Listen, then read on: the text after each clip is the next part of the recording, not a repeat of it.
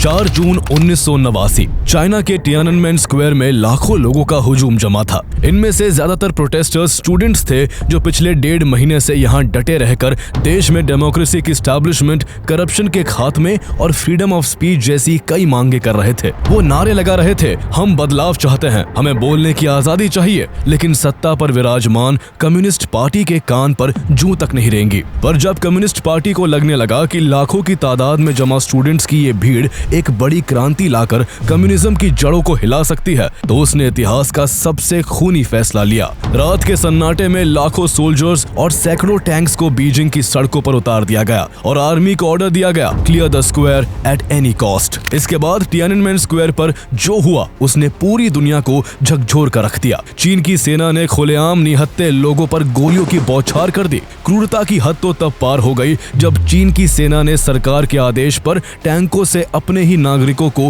बेरहमी से कुचलना शुरू कर दिया। प्रोटेस्टर्स की चीखें, गोलियों की आवाज और जलते वाहनों के धुएं से पूरा बीजिंग मौत के सन्नाटे में बदल गया। कुछ ही घंटों में मौत का आंकड़ा 10,000 तक पहुंच गया और टियाननमेन स्क्वायर पर डेमोक्रेसी का सपना खून में डूब गया। लेकिन सवाल यह था कि वही टियाननमेन स्क्वायर जो साल 1949 में पीपल्स रिपब्लिक ऑफ चाइना के जन्म का गवाह बना था, जहां माओ जेडोंग ने अपनी पार्टी का लाल झंडा बुलंद किया था, आखिर 40 साल बाद उसी जमीन पर उसी पार्टी ने अपने ही छात्रों पर टैंक चलाने का आदेश क्यों दे दिया था? आखिर वो कौन सा डर था जिसने एक सरकार को अपने ही देश के बच्चों का कातिल बना दिया?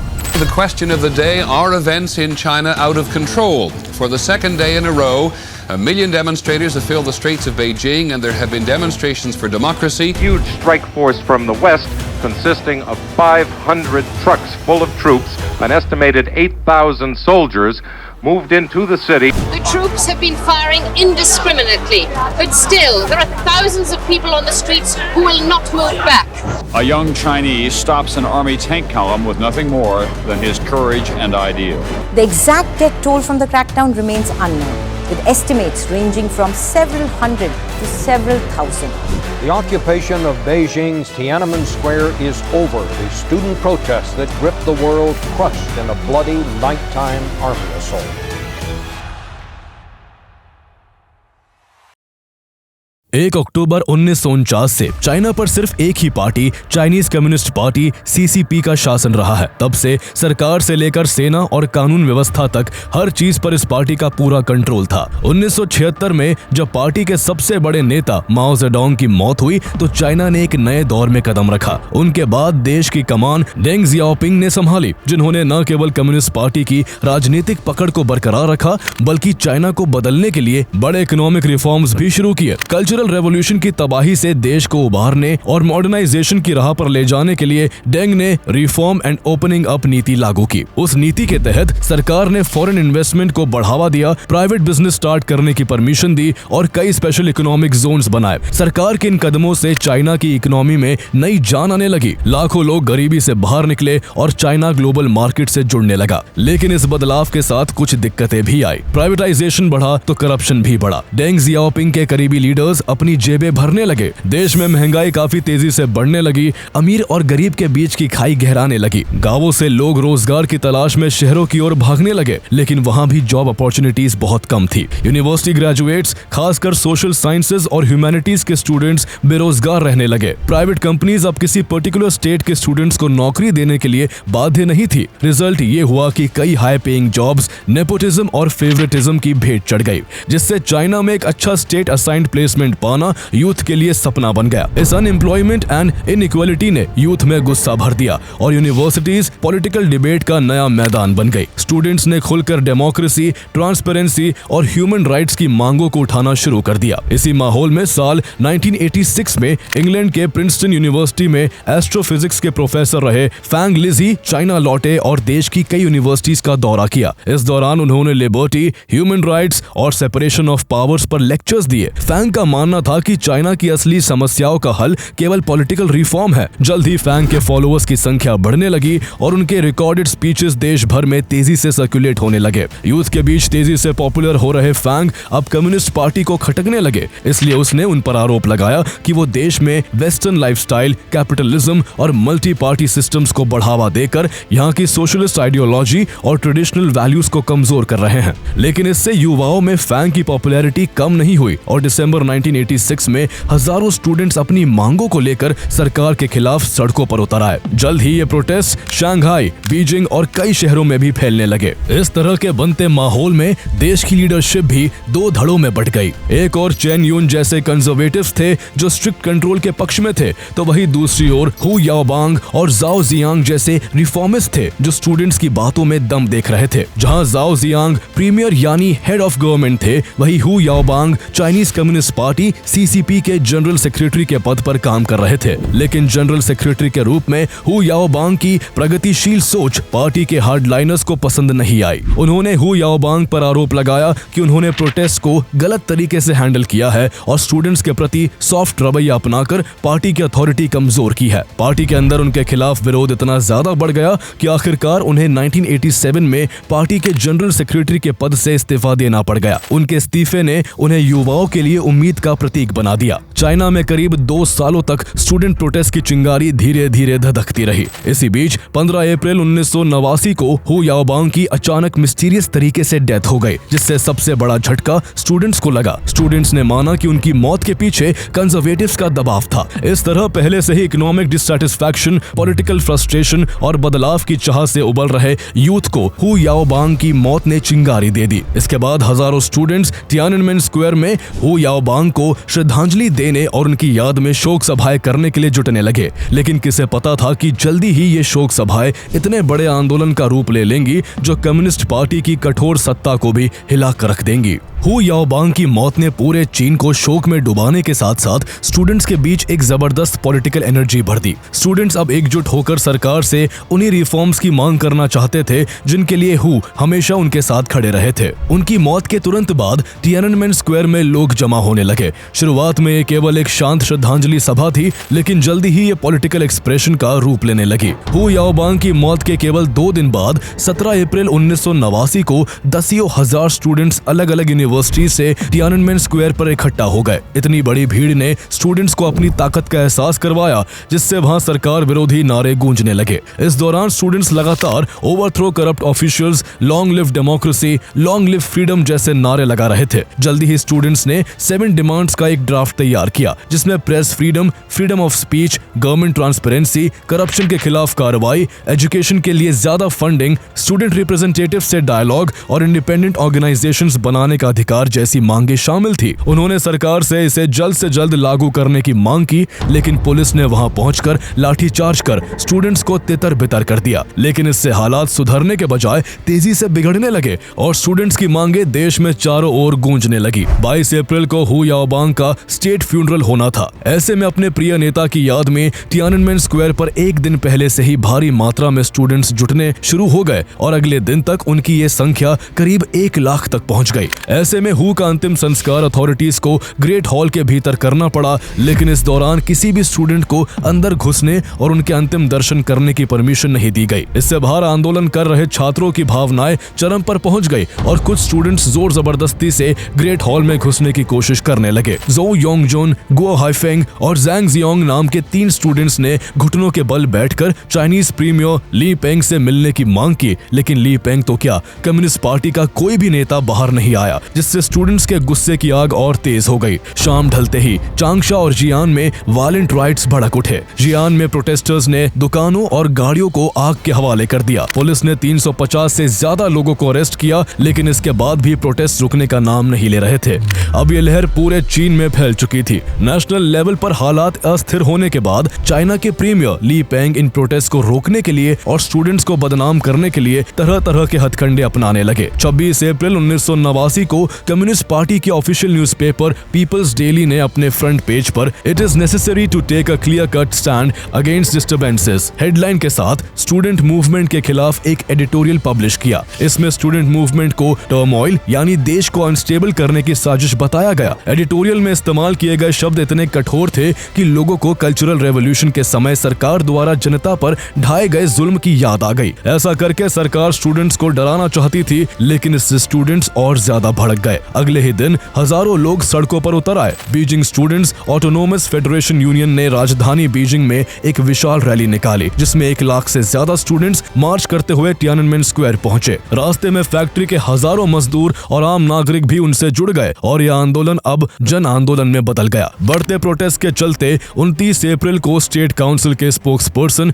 युआन मू को स्टूडेंट रिप्रेजेंटेटिव से मिलने के लिए मजबूर होना पड़ा। छात्रों ने उनके सामने अपने मुद्दे उठाए, लेकिन कोई ठोस नतीजा नहीं निकल सका। इसके बाद स्टूडेंट लीडर्स ने अपनी मांगों को पूरे देश के भविष्य और डेमोक्रेसी से जोड़ दिया। लोगों ने जब आइडियलिस्टिक यूथ को बेरहम सत्ता से भिड़ते देखा तो सोसाइटी का एक बड़ा हिस्सा उनके समर्थन में आ खड़ा हुआ। चाइना के कई इंटेलेक्चुअल्स और जर्नलिस्ट ने भी स्टूडेंट प्रोटेस्ट को अपना सपोर्ट दिया। इसके बाद 13 मई 1989 को तियाननमेन स्क्वायर में हंगर स्ट्राइक शुरू हो गई। सैकड़ों स्टूडेंट्स ने विरोध में खाना छोड़ दिया। भूखे रहने के कारण वो कमजोर होकर गिरने लगे। उनकी दयनीय हालत और उनके प्रति सरकार का रूखा व्यवहार देखकर डॉक्टर्स भी स्टूडेंट्स का समर्थन करने लगे। सबसे हैरान करने वाली बात यह थी कि आंदोलन को खत्म करवाने आई कई पुलिस ऑफिसर्स भी स्टूडेंट्स की मांगों से इतने प्रभावित हुए कि वो भी सरकार के खिलाफ हो गए और स्टूडेंट्स का साथ देने का ऐलान कर दिया। इस तरह चीन के करीब 400 शहरों में इस आंदोलन की हवा फैल चुकी थी और प्रोटेस्टर्स का आंकड़ा बढ़ते बढ़ते 10 लाख हो गया था। कम्युनिस्ट राज के करीब 40 सालों में ये पहली बार था जब इतनी बड़ी संख्या में लोग सड़कों पर उतरे थे। वो तियाननमेन स्क्वायर जहां से कभी माओ जेडोंग ने कम्युनिस्ट पार्टी का झंडा बुलंद किया था, वो अब उसी पार्टी की नींव हिलाने वाला केंद्र बन चुका था और चीन में डेमोक्रेसी की हवा बहने लगी थी। कम्युनिस्ट पार्टी के सामने ऐसे माहौल में एक बड़ी चुनौती ये थी कि 15 मई 1989 को सोवियत के प्रीमियर मिखाइल गोर्बाचेव 4 डे सीनो सोवियत समिट में शामिल होने बीजिंग आने वाले थे। करीब 30 साल बाद सोवियत का कोई बड़ा लीडर चाइना का दौरा कर रहा था, इसलिए यह विजिट चीन की इंटरनेशनल इमेज के लिए काफी इंपॉर्टेंट थी। चाइनीज गवर्नमेंट ने तियाननमेन स्क्वायर पर ही गोर्बाचेव के ग्रैंड वेलकम की तैयारी की थी। स्टूडेंट्स को ये एक बड़ा अवसर दिखाई दिया। उन्होंने जानबूझकर अपने आंदोलनों को तेज कर दिया ताकि दुनिया भर की मीडिया के सामने अपनी बात रख सके। वो अपने हाथों में बड़े बड़े बैनर्स लेकर तियाननमेन स्क्वायर पर डट गए, जिन पर welcome Gorbachev the ambassador of democracy लिखा था। दरअसल गोर्बाचेव को स्टूडेंट यूनियन में पॉलिटिकल रिफॉर्म शुरू करने वाला नेता माना जाता था, इसलिए स्टूडेंट्स को उम्मीद थी कि उनके सामने अपनी सरकार का विरोध करने से चाइना में भी डेमोक्रेसी और फ्रीडम की लहर उठेगी। उस दिन तियाननमेन स्क्वायर पर चाइनीज जर्नलिस्ट के साथ साथ भारी फॉरेन जर्नलिस्ट भी आने वाले थे, इसलिए स्टूडेंट्स चाहते थे कि उनके प्रोटेस्ट को ग्लोबल कवरेज मिले और सरकार पर दबाव बढ़े। 15 मई को मिखाइल गोर्बाचेव चाइना पहुंचे, लेकिन स्टूडेंट प्रोटेस्ट के कारण चाइनीज गवर्नमेंट को उनका स्वागत तियाननमेन स्क्वायर के बजाय एयरपोर्ट पर ही करना पड़ा। इससे सरकार की इंटरनेशनल रेपुटेशन को गहरा झटका लगा और उसकी तैयारियां धरी की धरी रह गई। अब यह आंदोलन सरकार की साख पर सीधा हमला बन चुका था। कम्युनिस्ट सरकार के पांव उखड़ने लगे थे और पूरी दुनिया में उनका तमाशा बन रहा था। ऐसे में 18 मई को चाइनीज प्रीमियर ली पेंग ने मजबूरन स्टूडेंट लीडर्स से एक टेलीवाइज मीटिंग की, लेकिन जल्द ही ये मीटिंग आरोप प्रत्यारोप में बदल गई और एक बार फिर से कोई नतीजा नहीं निकल सका। अगले दिन 19 मई को हु याओबांग के बाद चाइनीज कम्युनिस्ट पार्टी के जनरल सेक्रेटरी बने जाओ जियांग खुद तियाननमेन स्क्वायर पहुंचे और स्टूडेंट से आंदोलन खत्म करने की अपील की, लेकिन कोई मानने को तैयार नहीं था। इसके बाद सरकार जोर जबरदस्ती पर उतर आई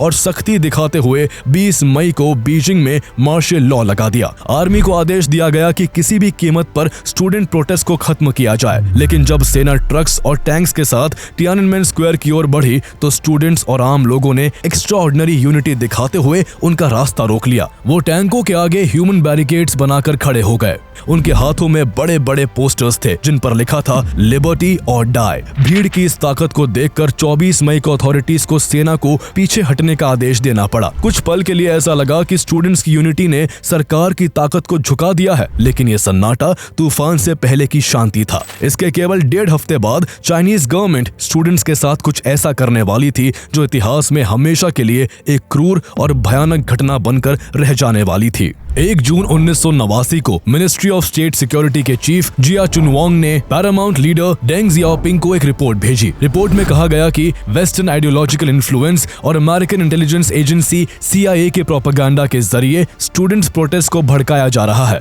और उनकी फंडिंग की जा रही है। इसमें international broadcaster voice of America VOA को साइकोलॉजिकल वॉरफेयर टूल बताया गया और रिपोर्ट के आखिर में स्टूडेंट प्रोटेस्ट को खत्म करने के लिए इमीडिएट मिलिट्री एक्शन को एकमात्र रास्ता बताया गया। इन सब बातों का हवाला देकर डेंग जियाओपिंग ने सेना को किसी भी कीमत पर तियाननमेन स्क्वायर को खाली कराने के आदेश दे दिए। आर्मी से कहा गया कि स्टूडेंट्स या तो शांतिपूर्वक हटे या फिर उन्हें फोर्सफुली वहां से खदेड़ दिया जाए। 2 जून 1989 की रात बीजिंग एक टिकिंग टाइम बॉम्ब बन चुका था और आने वाले 2 दिन बीजिंग के इतिहास के सबसे काले दिन होने वाले थे। सरकार के आदेश पर आर्मी की 27th, 65th और 24th यूनिट्स तियाननमेन स्क्वायर की ओर मूव कर जाती है। तियाननमेन स्क्वायर तक पहुंचने से पहले रास्ते में आर्मी को एक बड़ी भीड़ का सामना करना पड़ता है। अगले दिन 3 जून को चाइनीज आर्म्ड फोर्सेस भीड़ को काबू में करने के लिए टीयर गैस छोड़ती है, लेकिन इसके बाद भी जब हालात उनके काबू में नहीं आ पाते तो आर्मी भीड़ पर ओपन फायरिंग शुरू कर देती है। पूरा इलाका गोलियों की तड़तड़ाहट और प्रोटेस्टर्स की चीखों से गूंज उठता है। सैकड़ों प्रोटेस्टर्स चंद मिनटों में अपनी जिंदगी गंवा बैठते हैं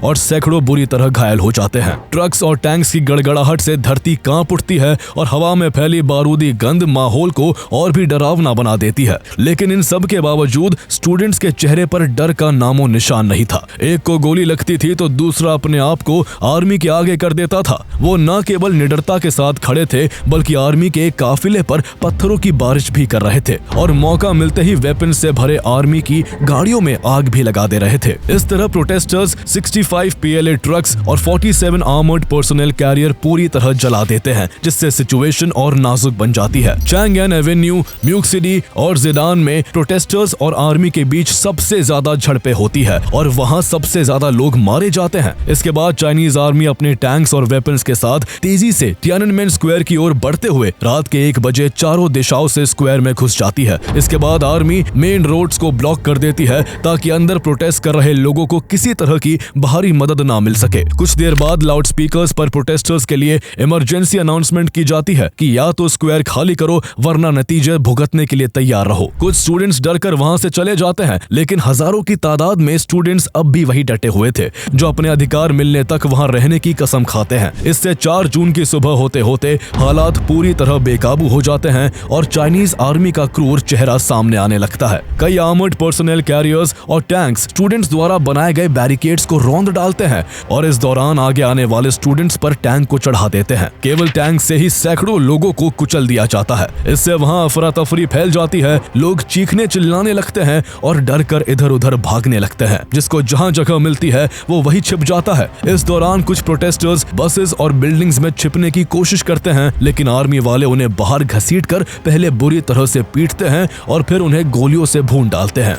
स्टूडेंट्स द्वारा लगाई गई 33 फुट लंबी गॉडेस ऑफ डेमोक्रेसी की मूर्ति जो उनके संघर्ष का प्रतीक थी, उसे भी टैंकों से रौंद कर मिट्टी में मिला दिया जाता है। इस तरह भयंकर खून खराबे का सहारा लेकर आर्मी सुबह तक तियाननमेन स्क्वायर को पूरी तरह से खाली करा देती है। दुनिया के इतिहास में यह घटना कम्युनिस्ट शासन के अत्याचारों की इंतहा बन जाती है। बीजिंग में मानव खून की नदियां बह रही थी, लेकिन अब भी चाइनीज आर्म्स फोर्सेस रुकने का नाम नहीं ले रही थी। 4 जून की सुबह 6 बजे के बाद स्क्वायर खाली कर चुके स्टूडेंट्स का टैंक से पीछा किया जाता है और उन्हें कुचल दिया जाता है। इसके बाद चाइनीज आर्मी चैंगएन एवेन्यू और शहर की दूसरी अहम सड़कों पर निहत्थे नागरिकों पर अंधाधुंध गोलियां बरसाने लगती है। इस गोलीबारी में भी हजारों लोग मारे जाते हैं और हजारों बुरी तरह से घायल होकर करहाने लगते हैं। इससे तियाननमेन स्क्वायर के साथ साथ बीजिंग के कई शहरों की सड़कें लाशों से पट जाती है। दुनिया ने उस दिन चाइना की कम्युनिस्ट सरकार का सबसे क्रूर चेहरा देखा। एक ऐसी सरकार जो अपने ही बच्चों की आवाज को गोलियों से कुचल देती है। तियाननमेन स्क्वायर पर डेमोक्रेसी की जो लौ जली थी उसे उसी की धरती ने खून में डुबो दिया। अब गोलियों की गूंज भले थम चुकी थी, लेकिन हवा अब भी बारूद और लहू की गंध से भरी थी। दुनिया भर के मीडिया के कैमरे इस भयावह मंजर को दिखाना चाहते थे, लेकिन चाइनीज गवर्नमेंट ने सच्चाई को दफन करने की ठान ली थी। देश में तत्काल सख्त सेंसरशिप लगा दी जाती है। लोकल जर्नलिस्ट को रिपोर्टिंग से रोका जाता है और विदेशी मीडिया को बीजिंग से बाहर निकाल दिया जाता है। सरकार का एक ही मकसद था कि किसी भी कीमत पर उसकी एक क्रूर और अमानवीय हरकत दुनिया तक न पहुंच सके। जो भी पत्रकार या नागरिक तस्वीरें या फुटेज बाहर भेजने की कोशिश करता उसे गिरफ्तार कर लिया जाता या राष्ट्रद्रोही करार कर दिया जाता। स्टेट मीडिया के उन रिपोर्टर्स को नौकरी से निकाल दिया जाता है जो अपनी रिपोर्ट्स में स्टूडेंट्स से हमदर्दी दिखाते हैं। जिनवेन लियानबो के पॉपुलर एंकर्स डू जियान और जुए फे को सिर्फ इसलिए जॉब से निकाल दिया जाता है क्योंकि ब्रॉडकास्ट के दौरान उन्होंने इस घटना पर दुख जताया था। फॉर्मर फॉरेन मिनिस्टर वू जुएकियान के बेटे वू जियाओयोंग को भी सिर्फ सिंपैथेटिक रिपोर्टिंग के कारण इंग्लिश प्रोग्राम डिपार्टमेंट से हटा दिया जाता है। पीपल्स डेली के एडिटर और डायरेक्टर क्यान लिरेन और एडिटर इन चीफ टैन वेनरुई को भी इसी वजह से सस्पेंड कर दिया जाता है। चाइनीज गवर्नमेंट के कड़े प्रतिबंध के बावजूद कुछ फॉरेन जर्नलिस्ट इस मैसेकर से जुड़ी कुछ फुटेज को चाइना से बाहर भेजने में कामयाब हो जाते हैं। उन विजुअल्स को देखकर पूरी दुनिया हिल जाती है। इस मैसेकर की सबसे आइकॉनिक तस्वीर अगले दिन 5 जून को सामने आती है जब एक अकेला आदमी हाथ में शॉपिंग बैग्स लिए टैंक्स की कतार के सामने खड़ा था। इस दौरान वो अपने हाथ उठाकर उन टैंक्स को रुकने का इशारा करता है। हैरानी की बात यह थी कि उसके इशारे पर टैंक्स रुक भी जाते हैं और इसके बाद वो निडरता के साथ सबसे आगे वाले टैंक पर चढ़ जाता है। लेकिन कुछ देर बाद 2 गवर्नमेंट ऑफिशियल्स उसे जबरदस्ती पकड़कर वहां से ले जाते हैं। इसके बाद वो आदमी कभी भी किसी को नहीं दिखा। वो कौन था, कहां गया, कोई नहीं जानता। लोग कहते हैं कि उसे चाइनीज गवर्नमेंट ने गायब कर दिया, लेकिन अगले दिन दुनिया भर के अखबारों में उसकी तस्वीर छपती है और वो जल्द ही टैंक मैन के नाम से अमर हो गया। उसकी निडरता तानाशाही के खिलाफ एक प्रतीक बन गई। लोग टैंक मैन की निडरता के इतने कायल थे कि आगे टाइम मैगजीन ने उसे 20th सेंचुरी के 100 सबसे इन्फ्लुएंशियल लोगों में से एक बताया था। लेकिन जब जब लोगों के सामने उसकी निडरता की तस्वीर आती है तब उसके साथ साथ तियाननमेन स्क्वायर मैसेकर की तस्वीरें भी उभर आती है। वो तस्वीरें जिनमें चाइनीज कम्युनिस्ट पार्टी ने अपने खिलाफ जाने वाले अपने ही देश के हजारों निहत्थे स्टूडेंट्स की बेरहमी से हत्या करवा दी थी। तियाननमेन स्क्वायर मैसेकर के कई हफ्तों बाद भी बीजिंग में डर और शोक का माहौल रहा। कई फैमिलीज ऐसी भी थी जिन्हें इस मैसेकर में खोए अपने लोगों की बॉडी तक नहीं मिल सकी। वहीं कईयों ने अपनों को हॉस्पिटल्स तो कुछ को अनमार्क्ड कब्रगाह में पाया। इस मैसेकर के कुछ दिन बाद चाइनीज गवर्नमेंट ने ऑफिशियल डेथ टोल जारी किया जिसमें जान गंवाने वालों की संख्या केवल 241 बताई गई और दावा किया गया कि जान गंवाने वाले अधिकतर लोग सैनिक ही थे। वहीं चाइनीज रेड क्रॉस ने पहले 2600 से 2700 मौतों का अनुमान दिया, लेकिन सरकार के दबाव के चलते इसे बाद में वापस ले लिया गया। हालांकि आई विटनेसेस और इंटरनेशनल ऑब्जर्वर्स के अनुसार इस भयानक हत्याकांड में 10,000 से ज्यादा लोगों को मौत के घाट उतार दिया गया था। इस दौरान चाइनीज गवर्नमेंट इतनी निर्ममता पर उतर आई कि उसने विक्टिम्स के परिवारों के पब्लिक मॉर्निंग पर भी रोक लगा दी। जिन परिवारों ने विरोध किया उन्हें गिरफ्तार या परेशान किया गया। स्टूडेंट लीडर्स और सैकड़ों वर्कर्स को जेल में बंद कर दिया गया, जबकि कुछ लीडर्स विदेश भागकर वेस्टर्न कंट्रीज में शरण लेने पर मजबूर हो गए। आंदोलन को दबाने के बाद कम्युनिस्ट पार्टी ने झाओ जियांग पर प्रोटेस्टर्स के प्रति नरम रवैया अपनाने और उनसे सिंपैथी रखने का आरोप लगाकर उन्हें जनरल सेक्रेटरी के पद से बर्खास्त कर दिया और आगे की पूरी जिंदगी उन्हें हाउस अरेस्ट में रखा। हालांकि इंटरनल साइलेंस के बावजूद ये मैसेकर ग्लोबली गूंज उठा। इस मैसेकर के डिस्टर्ब करने वाली तस्वीरें देखकर कई देशों ने चाइनीज गवर्नमेंट की खूब आलोचना की। यूनाइटेड स्टेट्स और यूरोपियन नेशंस ने चाइना पर इकोनॉमिक सैंक्शंस और आर्म्स एम्बार्गो लगा दिए। उनका चाइना पर लगाया गया आर्म्स एम्बार्गो आज तक जारी है। हालांकि दुनिया भर में हो रही आलोचनाओं के बावजूद चाइनीज गवर्नमेंट ने कभी इसे अपनी गलती नहीं माना। वो हमेशा तियाननमेन स्क्वायर मैसेकर को पॉलिटिकल टर्मोइल बताती है और दावा करती है कि देश की स्टेबिलिटी और इकोनॉमिक ग्रोथ के लिए ये कार्रवाई जरूरी थी। इस मैसेकर ने चाइनीज लोगों पर गहरी चोट छोड़ी। इसका परिणाम ये हुआ कि आने वाली जनरेशन सरकार से टकराने से डरने लगी। चाइनीज गवर्नमेंट आज भी तियाननमेन स्क्वायर मैसेकर की पूरी सच्चाई को बाहर नहीं आने देना चाहती। जून 4 तियाननमेन और 6/4 जैसे शब्द जिन्हें लोग तियाननमेन स्क्वायर मैसेकर के लिए इस्तेमाल करते थे उन्हें मीडिया टेक्स्ट बुक्स और आगे चलकर इंटरनेट से भी हटा दिया गया। आज भी चाइना में अगर कोई इंटरनेट पर 4 जून तियाननमेन स्क्वायर सर्च करता है तो उसे या तो सेंसर्ड रिजल्ट्स आते हैं या फिर खुद ब खुद सर्वर ब्लॉक हो जाता है। इस घटना की याद में कोई कार्यक्रम नहीं होता और हर साल जब 4 जून की तारीख नजदीक आती है तो दुनिया की सबसे बड़ी सेंसरशिप मशीनरी शुरू हो जाती है। 10,000 से ज्यादा ऐसे लोग एक्टिव कर दिए जाते हैं जिनका काम इंटरनेट से इस घटना से जुड़े मटेरियल को हटाना होता है। अगर चीन में कोई किसी तरह चोरी छिपे इस घटना को लेकर कोई इवेंट ऑर्गेनाइज करने की कोशिश करता है तो उसे 3.5 साल तक जेल की सजा होती है। इस घटना पर कई सारी फिल्म्स बनी, लेकिन चाइनीज सरकार ने उन्हें भी चाइना में प्रसारित होने से रोक दिया। इतना ही नहीं, चाइनीज अथॉरिटीज ने टियाननमेन स्क्वायर मैसेकर से जुड़ी 3.2 करोड़ बुक्स और 24 lakh video and audio cassettes जब्त कर ली। यह हत्याकांड चाइना में केवल एक सेंसर्ड मेमोरी बना हुआ है, लेकिन इंटरनेशनली ये ह्यूमन डिजायर फॉर फ्रीडम की डिनायल के डेवास्टेटिंग कॉन्सिक्वेंसेस का प्रतीक है, जो बताता है कि चाइनीज गवर्नमेंट अपने लक्ष्य की प्राप्ति के लिए दुश्मनों की तो क्या, अपने लोगों की भी जान लेने से नहीं हिचकती है।